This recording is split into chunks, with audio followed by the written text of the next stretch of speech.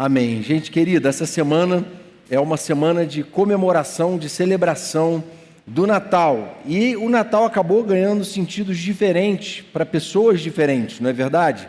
A maior parte de nós gosta muito, talvez, dessa data, porque é uma data que a gente encontra familiares, parentes, gente que a gente ama tanto, que é tão importante para nós e que às vezes a gente encontra pouco, não é? Alguns que você vai encontrar, talvez você só encontre no Natal. E aí essa semana é aquela semana que o nosso coração vai se preparando, vai se aquecendo, que a gente fica, ansioso, alguns para ganhar presentes, outros para dar presentes, e toda essa correria do comércio. Para alguns é uma oportunidade, para dar vazão a esse impulso consumista. Para outros não tem nenhum desses dois significados, Para outros o Natal é um momento às vezes triste, porque alguém que marcava esses encontros em família não está mais presente. Alguns têm vivido dramas familiares, problemas de relacionamento dentro das suas famílias e também estão com dificuldade de encarar essa semana que vai começar. Então a gente pode dizer que há várias interpretações e sentidos que essa comemoração pode ganhar. Mas a gente que é cristão não é chamado a simplesmente assimilar uma cultura, uma tradição, de forma irrefletida, de forma fundamentada apenas numa cultura em si. A gente é chamado a pensar e repensar as nossas condutas e nossas tradições. E a cultura do Natal, na verdade, ela se origina na palavra de Deus. O Natal é o nascimento de Jesus, nosso Salvador. Isso às vezes se perde. E, na verdade, o sentido do Natal, no primeiro momento, foi inaugurado, foi anunciado por um anjo aos pastores que estavam apacentando ali no momento que Jesus nasceu. Então um anjo aparece, diz o texto, que a glória do Senhor apareceu a eles e resplandeceu ao redor deles. E diz o texto que aqueles pastores próximos a Belém ficaram aterrorizados, ficaram morrendo de medo daquilo. E é nesse contexto que se dá o texto que a gente vai ler. Aquele anjo vai explicar o sentido do Natal. E em seguida, um exército celestial aparece e começa a adorar ao Senhor. Diz assim, então o texto, procura ler comigo atentamente aí a sua Bíblia. Diz assim: o anjo lhes disse: não tenham medo, estou lhes trazendo boas novas de grande alegria, que são para todo o povo. Hoje, na cidade de Davi, lhes nasceu o Salvador, que é Cristo o Senhor. Isto lhes servirá de sinal: encontrarão o bebê envolto em panos, deitado numa manjedoura. De repente, uma grande multidão do exército celestial apareceu com o anjo, louvando a Deus e dizendo: glória a Deus nas alturas e paz na terra aos homens aos quais Ele concede o seu favor.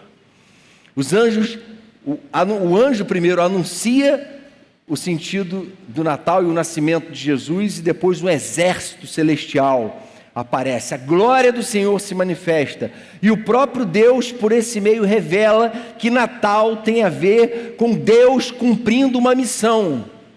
A missão de ir até um homem caído, rebelde, rompido com ele, com seu Criador, e chamar esse homem de volta a um relacionamento, de volta à experiência da presença de Deus.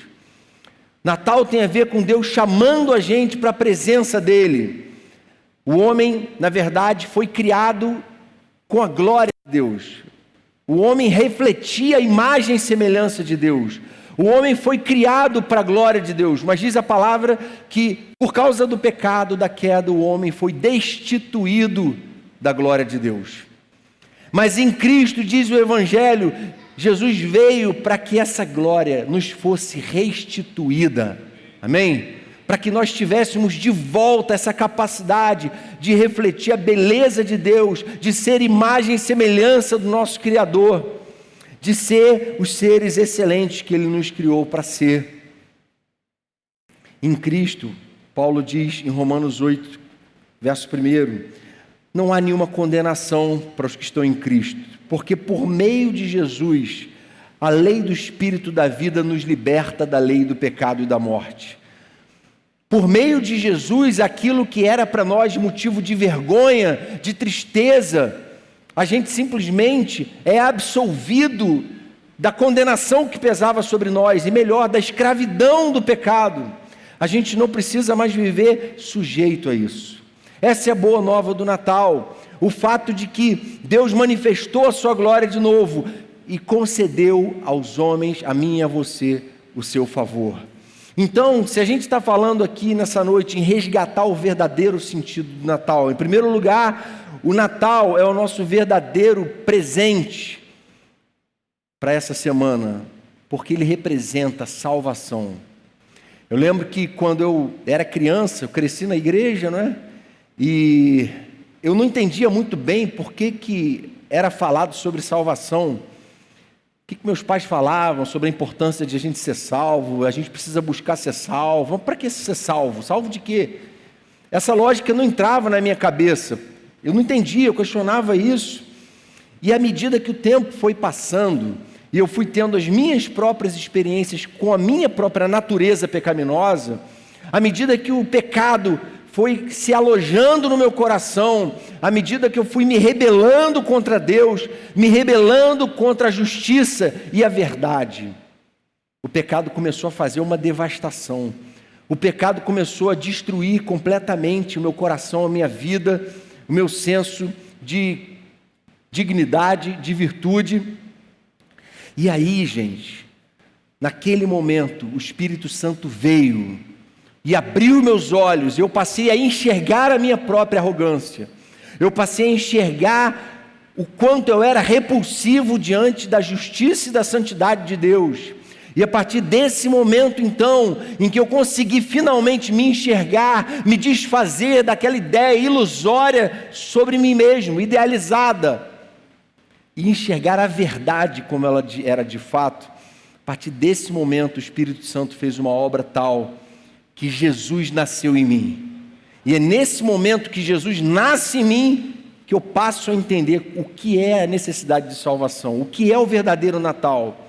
Quem nunca experimentou salvação, quem nunca nasceu de novo, quem nunca percebeu quem é de fato diante de Deus, a sua própria indignidade, nunca vai entender o sentido do Natal, nunca vai entender o sentido da graça de Deus, da bondade dEle, porque vive iludido sobre si mesmo. Mas quando a gente encontra a verdade, aquele que é o caminho, a verdade e a vida, a gente fica deslumbrado, a gente fica maravilhado. E aí eu não só descobri que havia essa boa nova de esperança, mas como o anjo disse, ela era para todo o povo. Eu não sei se você que está me ouvindo aqui agora é cristão ou não é, mas a boa notícia dessa noite, e a boa notícia do Natal, é que essa mensagem é para todo o povo. Você está se sentindo mal, você está se sentindo distante de Deus, você tem vergonha do que você tem vivido hoje, então o que o anjo está falando, essa mensagem é para você também. A mensagem é para todo o povo. Infelizmente nem todo o povo vai abraçar ela, mas ela é para todo o povo. Nasceu o Salvador, que é Cristo, o Senhor. Se você não sabia disso, fique sabendo. Se você ainda não se apropriou dessa verdade, da graça de Deus, do fato de que Deus, apesar de eu ser quem eu sou, você ser quem você é, enviou o Filho dele por amor a nós, para morrer no nosso lugar, numa cruz. Essa é a verdade do Natal, que deve deixar a gente ficar maravilhado. E o anjo então diz que, em primeiro lugar, essa verdade deve remover do nosso coração todo o medo.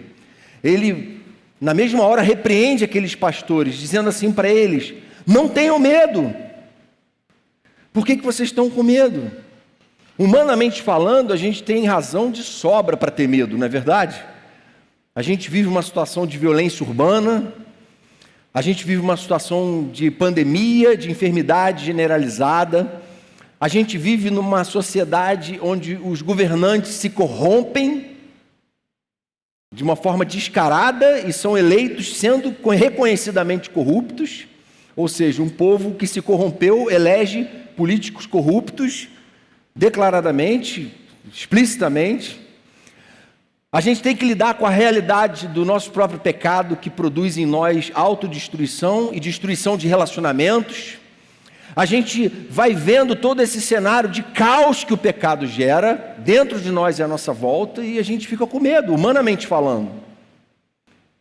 Só que aquele anjo vira para ele e fala assim: não tenha medo.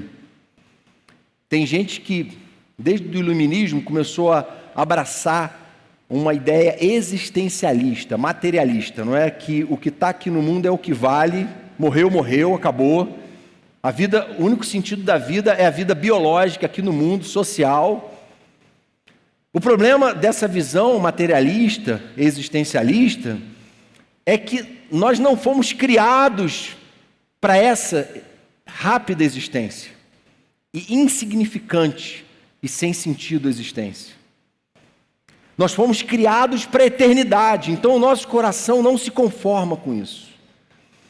Por isso, muitas vezes as pessoas caem no medo, na angústia, porque elas se sentem rompidas com o Criador.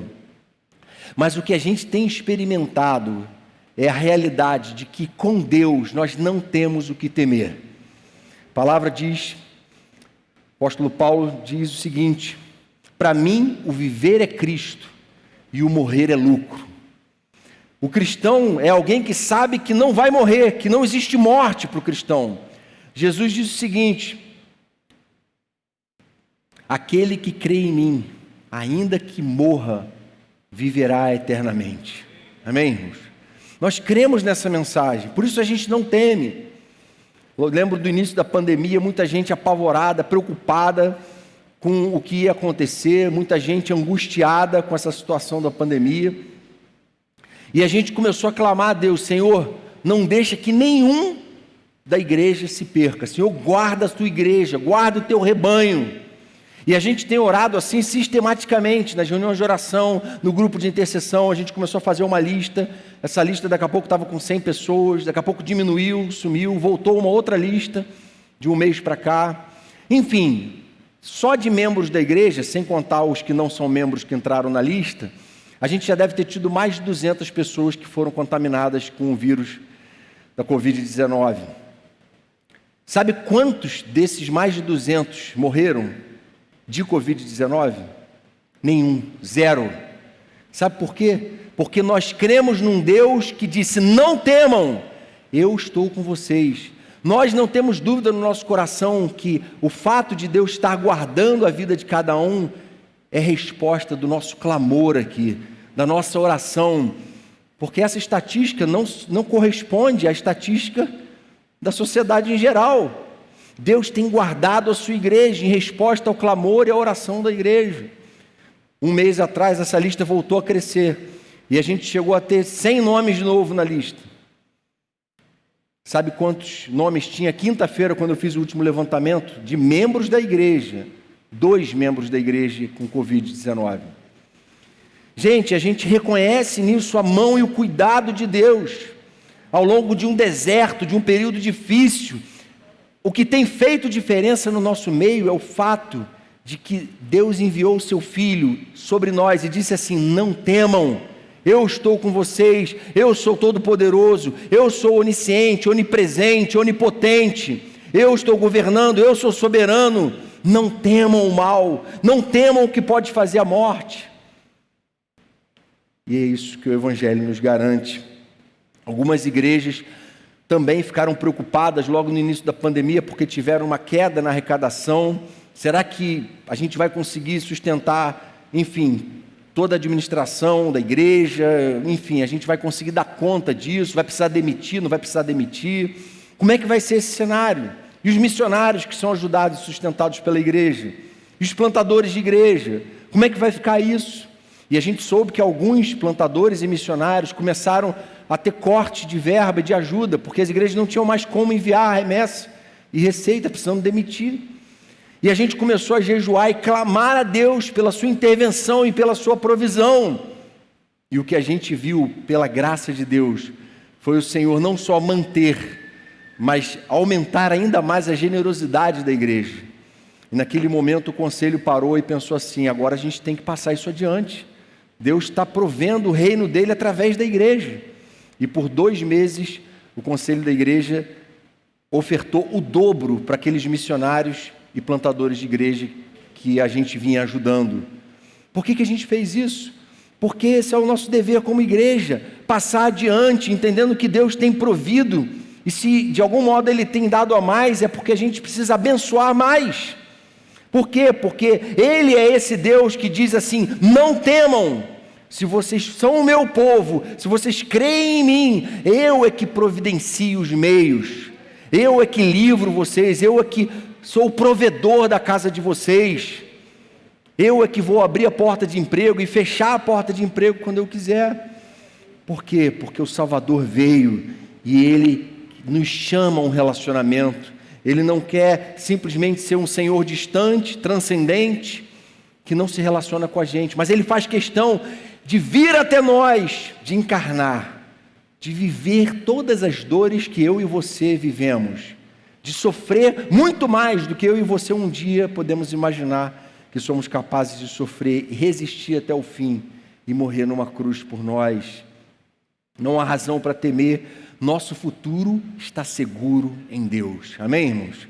Precisamos crer nisso, esse é o diferencial da nossa fé. A segunda boa notícia que o anjo dá: recebam a paz que excede todo entendimento. A paz na terra aos homens aos quais Ele concede o seu favor. É uma paz que não pode ser comprada. É uma paz que não pode ser produzida artificialmente. Não é aquela paz da música do Rapa, né? Qual a paz que eu não quero conservar para tentar ser feliz? Que falsa paz é essa? Jesus falou: olha, eu dou a vocês a minha paz, mas eu não dou a minha paz como o mundo dá. Não se perturbe o seu coração, não tenham medo. São as palavras de Jesus. A minha paz é uma paz verdadeira, é uma paz que inunda o coração, que dá a gente paz, que faz a gente não temer a morte nem o mal, porque a nossa vida está guardada nele. E não está guardada nele apenas existencialmente, está guardada eternamente. Deus nos salvou não para vivermos uma vida melhor nos poucos anos que nos restam aqui, não foi só para isso. Deus nos salvou para viver uma vida de eterna glória ao seu nome. Uma vida que vai glorificar Ele eternamente, que vai viver eternamente na presença dEle. Deus resolveu nos conceder a sua graça, o seu favor, e hoje Ele continua concedendo esse favor a todos os que o buscam. Queria que você dissesse para a pessoa que está aí do seu lado o seguinte, olha a seguinte frase, presta atenção no sentido dela: o maior presente que você pode receber neste Natal é a presença de Jesus. Fala para a pessoa que está aí do teu lado. O maior presente, nenhum outro presente que você vai ganhar nessa semana vai ser maior do que esse. Talvez você chegue aqui semana que vem e diga para mim: Jonatas, essa semana do Natal passou, você acredita que eu não recebi nenhum presente? Não tinha nenhum com meu nome embaixo da árvore.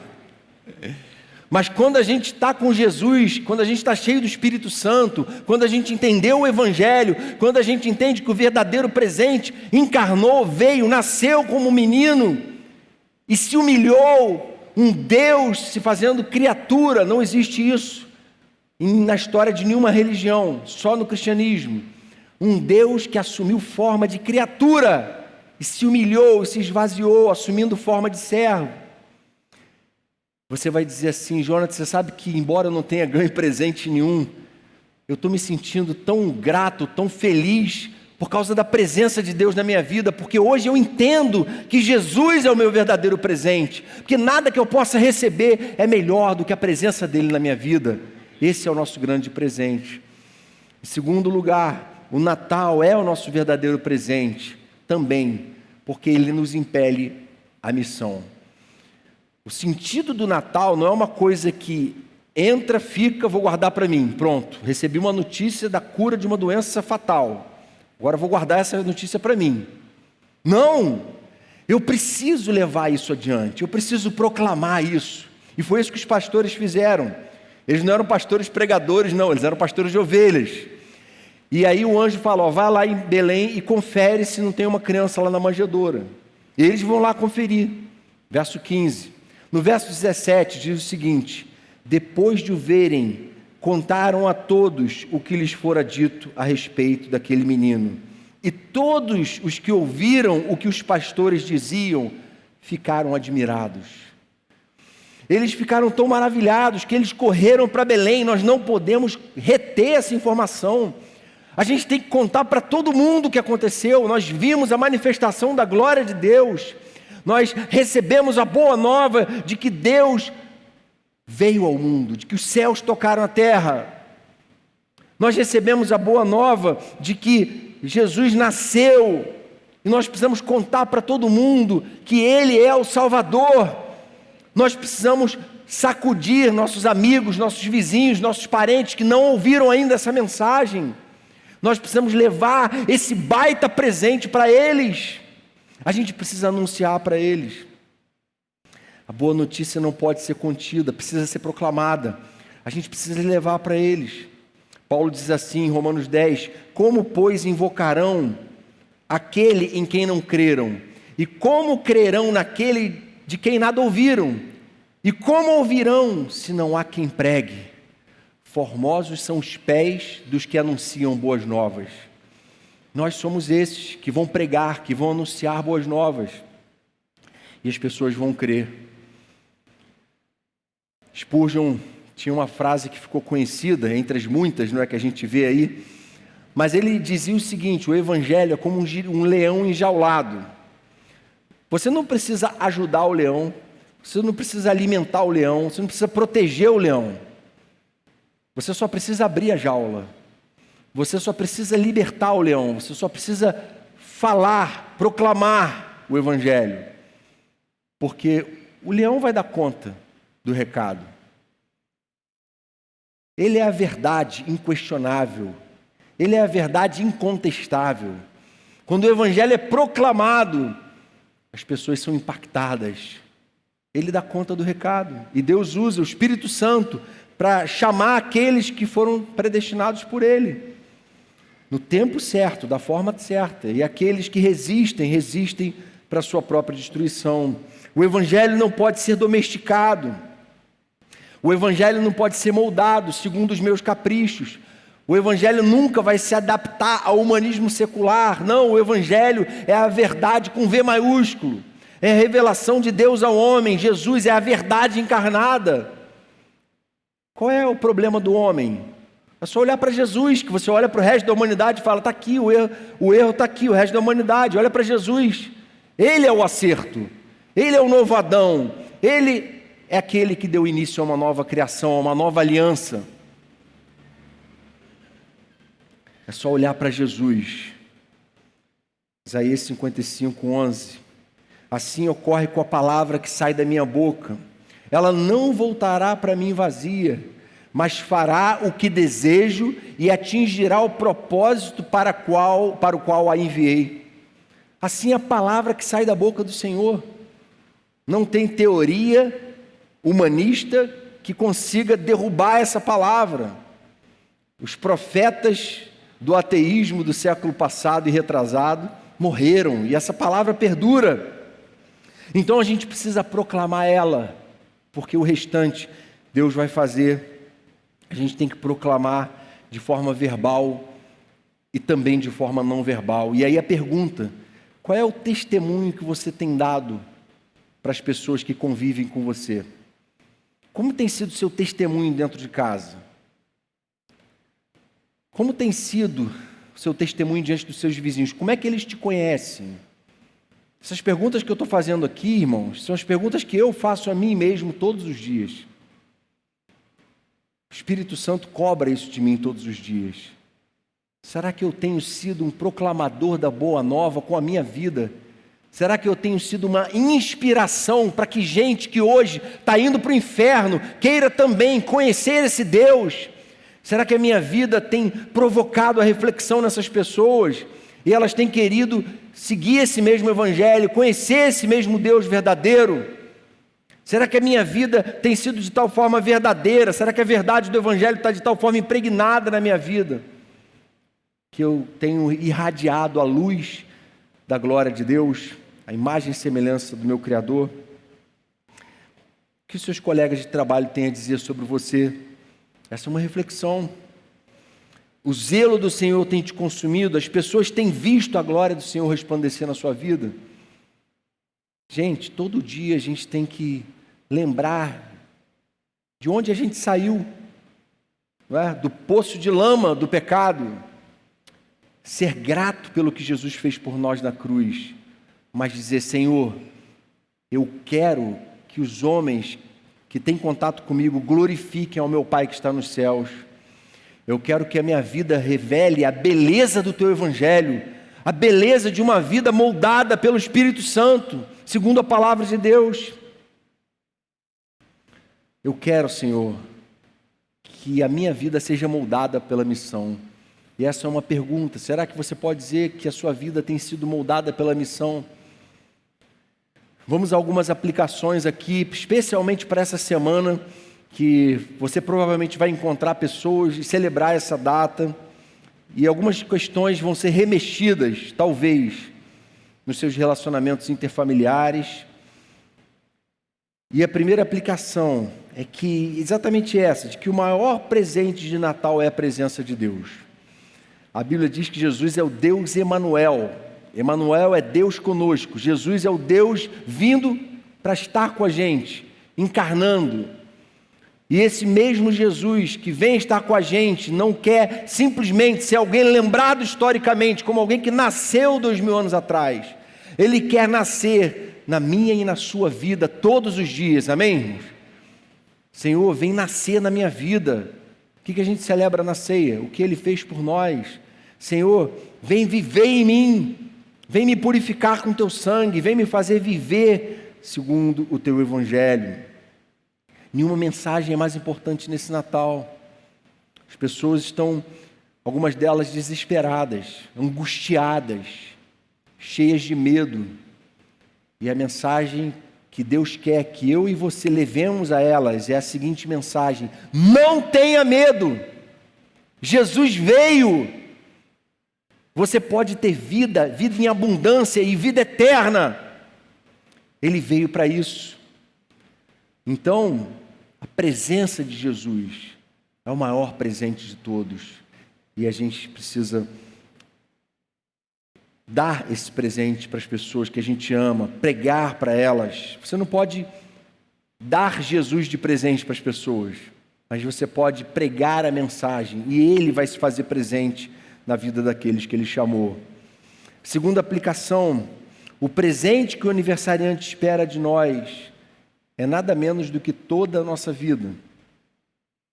Jonathan, será que tem algum presente que eu possa dar para o aniversariante, para Jesus? Não tem nada que eu e você possamos comprar que vai agradar a Ele. Nem mesmo oferta missionária, ação social, oferta para a igreja. Isso não é o presente que Jesus espera primeiramente de nós. Essas coisas só têm valor para aqueles que já entregaram a sua vida por completo para Deus. Mas o que a gente faz às vezes é setorizar a nossa vida, dar algumas coisas para Ele e outras coisas a gente mantém sob o nosso controle. Mas o que Deus quer é que você entregue tudo. Senhor, eu quero obedecer antes de qualquer coisa. Obediência eu quero e não sacrifícios. Palavra do Senhor. O que Ele espera de mim e de você, acima de tudo, é uma entrega total e plena. Senhor, eu não estou morando onde eu estou morando, estudando onde eu estou estudando, trabalhando onde eu estou trabalhando, para cumprir uma missão pessoal, para nutrir o meu ego, para viver em torno dos meus caprichos. Não! Tudo isso é parte da Tua missão na minha vida. E eu sei que o único presente que o Senhor espera de mim nesse Natal é toda a minha vida.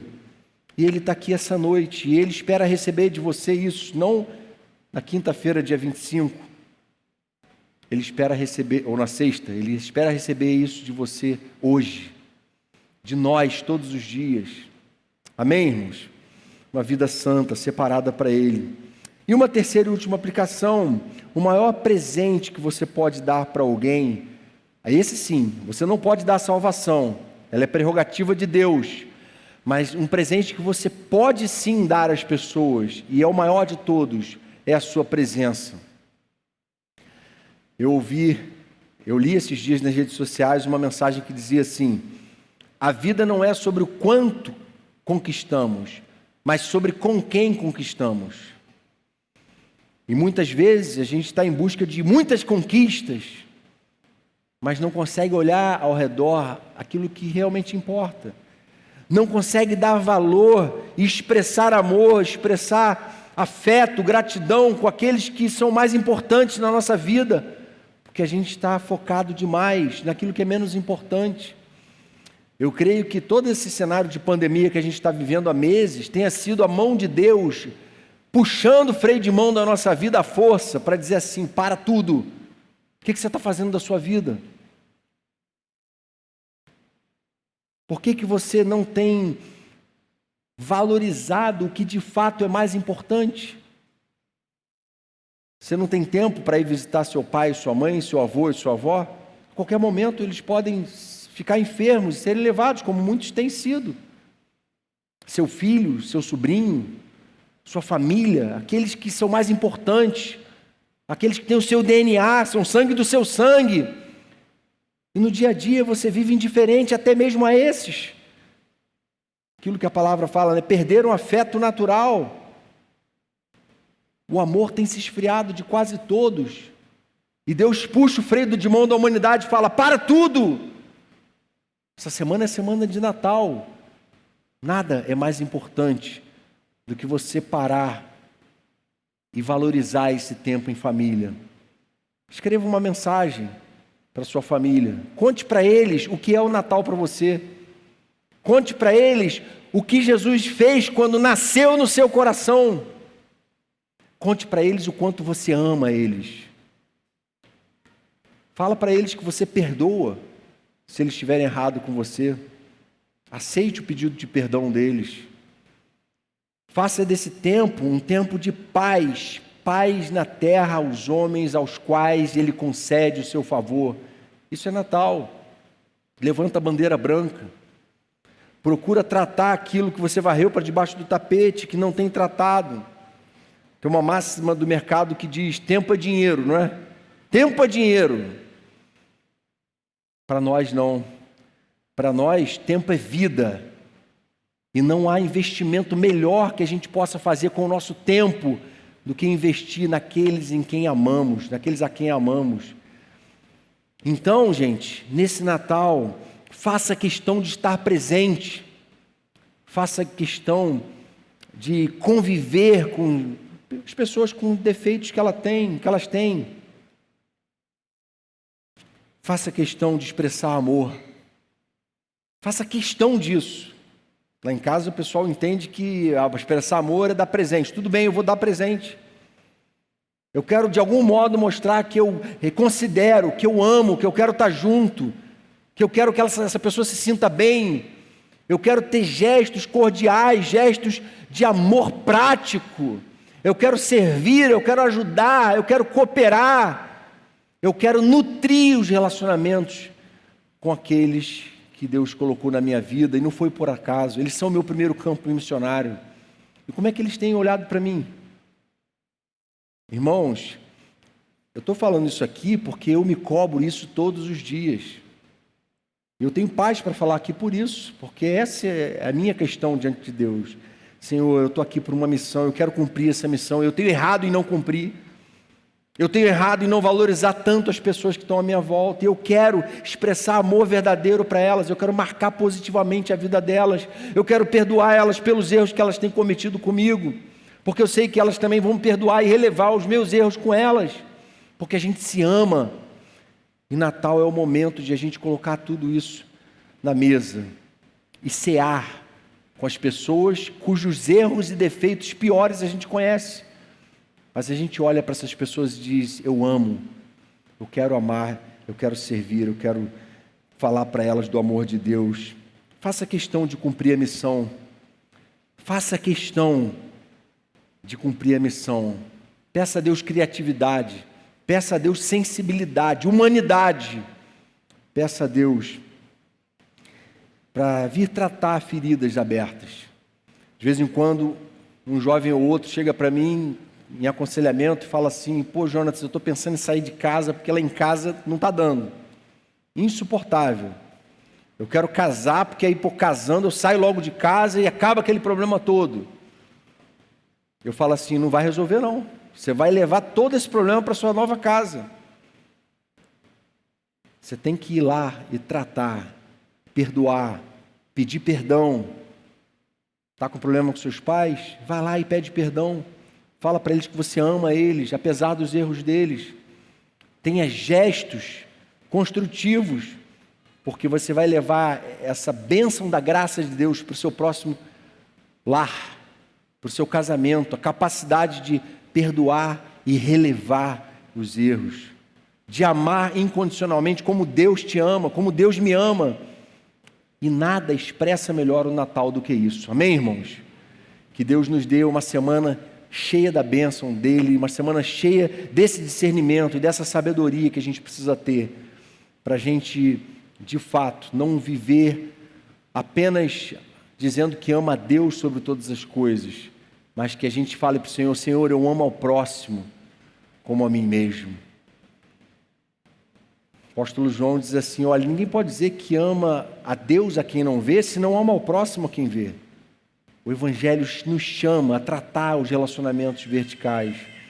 E é isso que Deus quer fazer com a gente essa semana. E é essa mensagem que Ele quer que a gente leve para a nossa semana de Natal. Amém? Vamos orar?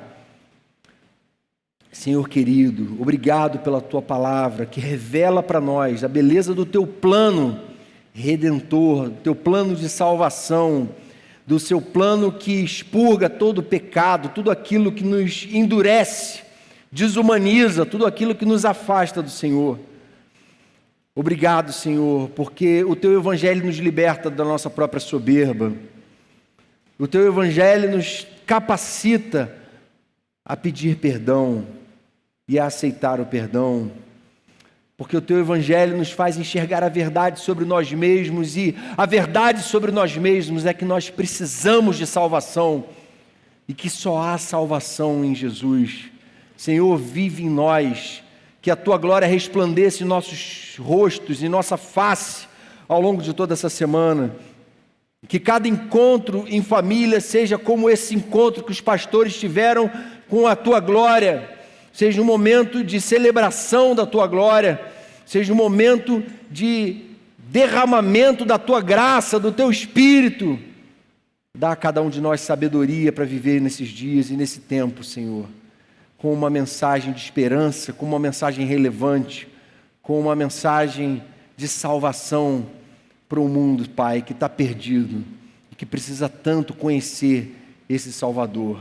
Faz assim com a gente, para a Tua honra, louvor e glória que te pedimos, Jesus. Amém, Pai.